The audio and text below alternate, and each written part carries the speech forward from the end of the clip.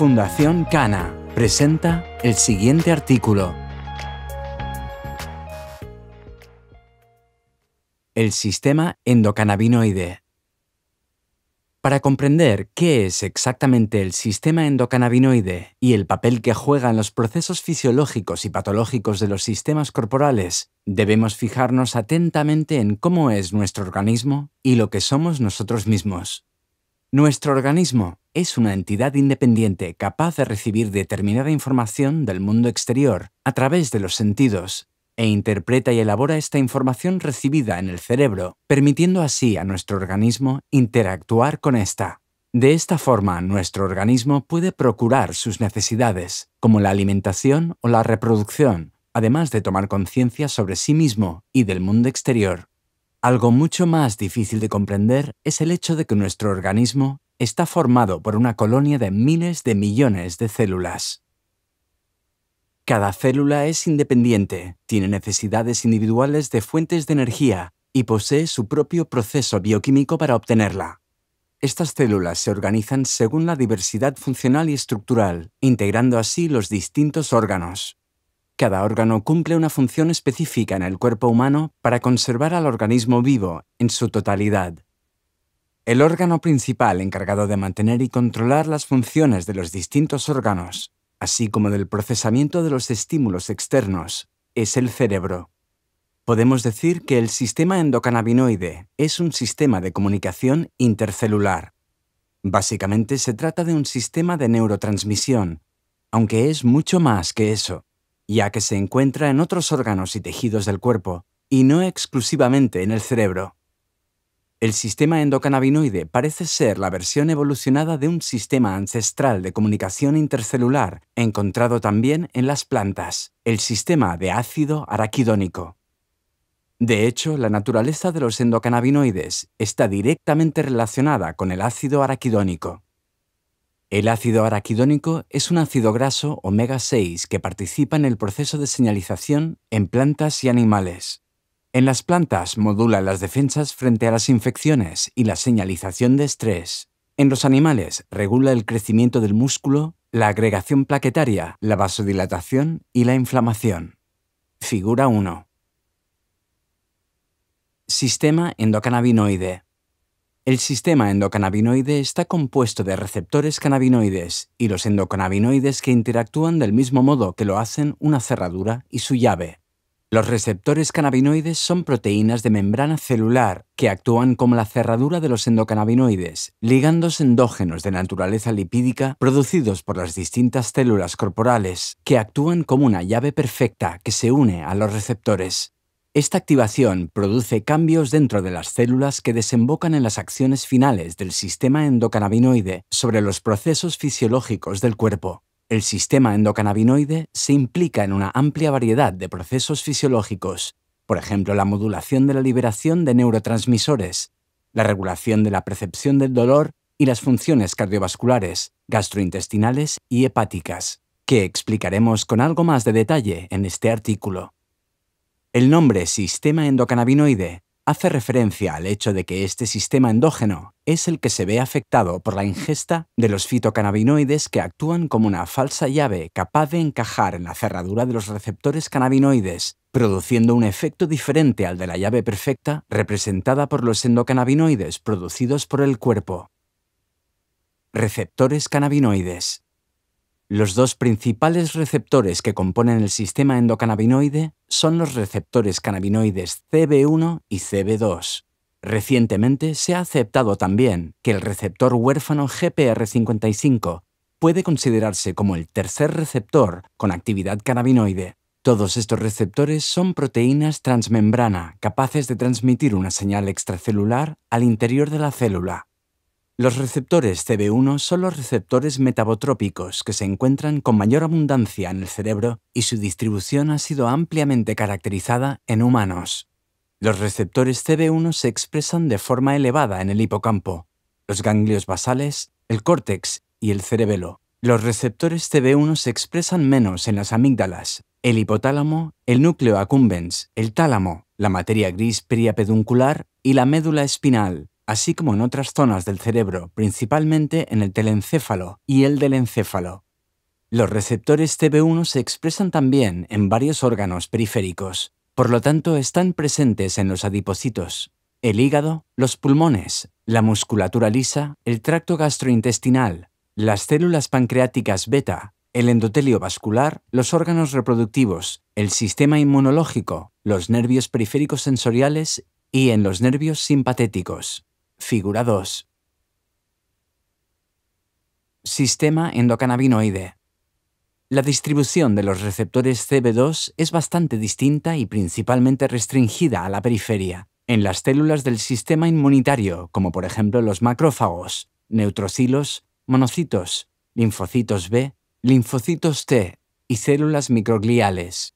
Recientemente se ha demostrado también la presencia del receptor CB2 en las fibras nerviosas de la piel y en los queratinocitos, en las células óseas como los osteoblastos, los osteocitos y los osteoclastos, en las células hepáticas y en las secretoras de somatostatina del páncreas.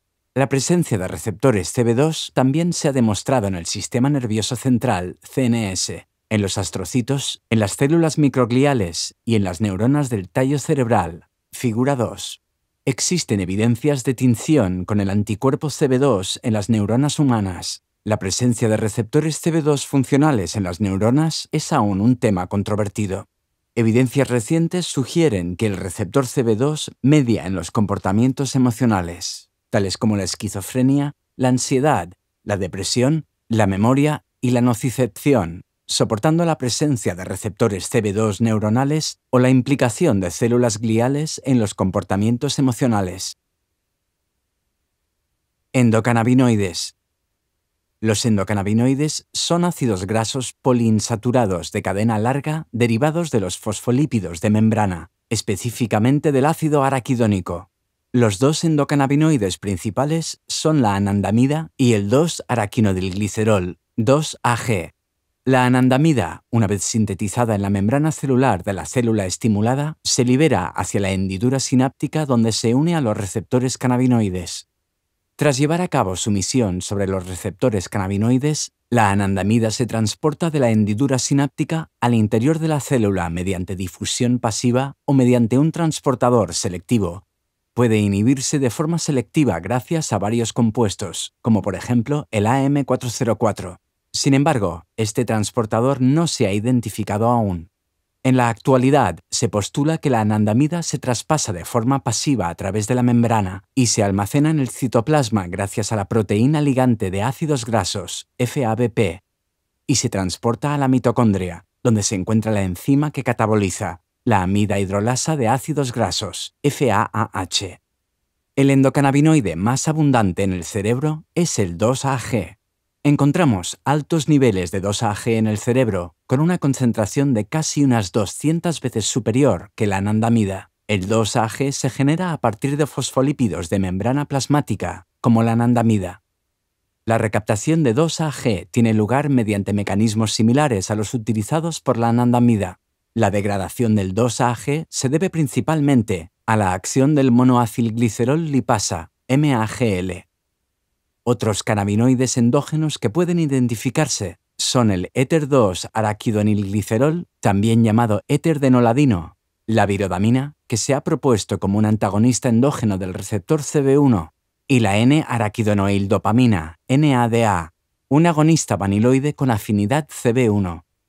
Otros dos compuestos endógenos con acciones cannabinomiméticas, pero sin afinidad por los receptores cannabinoides, son la oleilethanolamida, OEA, y la palmitoleitanolamina, PEA. La OEA a grandes concentraciones puede reducir la ingesta de alimento a través de un mecanismo periférico.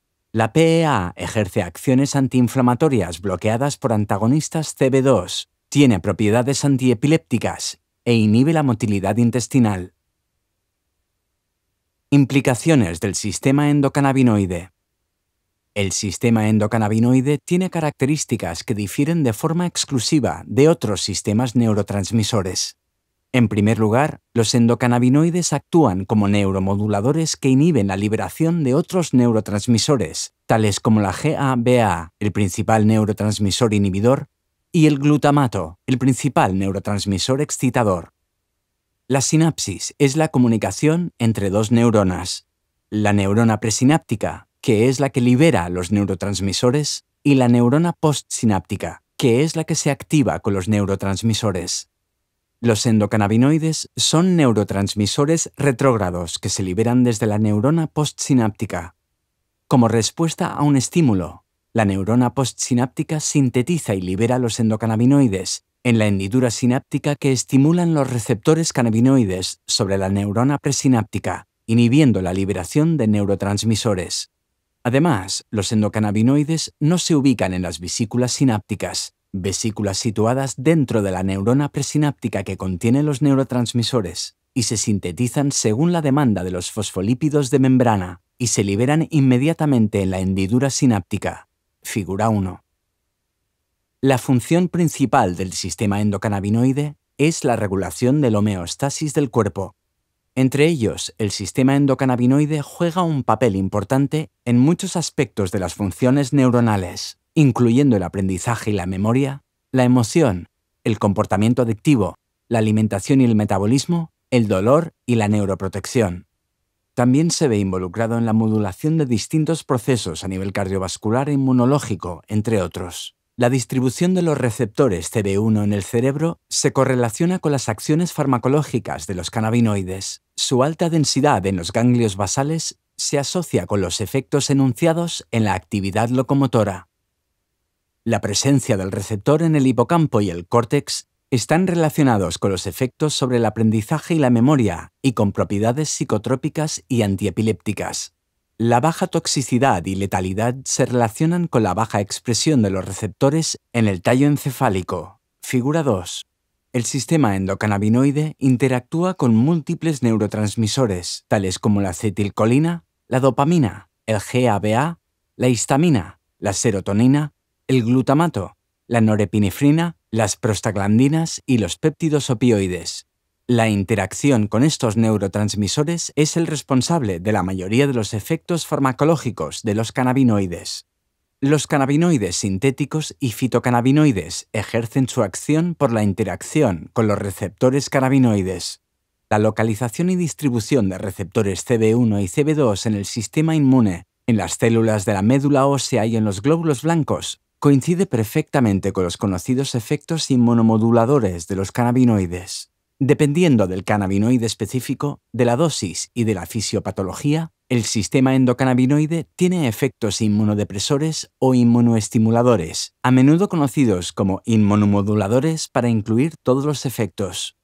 La presencia de receptores CB1 y CB2 los implicados en la absorción de nutrientes, en la ingesta y el equilibrio de energía, como el hígado, el tracto intestinal, el páncreas, el bazo, los músculos esqueléticos y los adipocitos, explica la acción terapéutica de los cannabinoides sobre la regulación del equilibrio alimentario y energético. Una de las aplicaciones reconocidas de delta-9-THC o de otros compuestos que actúan del mismo modo a nivel del receptor es el aumento del hambre y la ingesta de alimentos en casos de anorexia producida por VIH o cáncer terminal.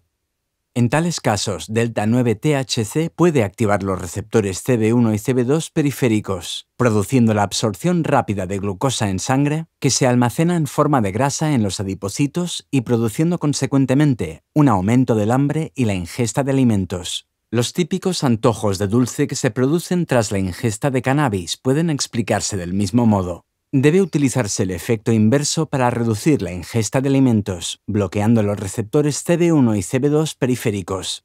Con la reciente prohibida Rimonabant Acomplia, se producía de hecho la pérdida de peso y la reducción en la ingesta de alimentos, pero este cannabinoide se retiró del mercado porque provocaba depresión y riesgos de suicidio. Figura 3. Sistema endocannabinoide. Finalmente, la explicación anterior de la rápida absorción de la glucosa en sangre, unida a la presencia de receptores CB1 en las células vasculares, explica uno de los efectos secundarios más conocidos del delta-9-THC, la lipotimia. Por esa razón, elevar las piernas de la persona afectada y aplicar agua fría en el cuello y las muñecas son medidas que ayudan a restaurar la presión sanguínea normal en tales casos de lipotimia. Al mismo tiempo, beber algo dulce ayuda a restablecer los niveles de glucosa en sangre, y esto normalmente ayuda a que la persona afectada se recupere. Este artículo ha sido presentado por Fundación Cana.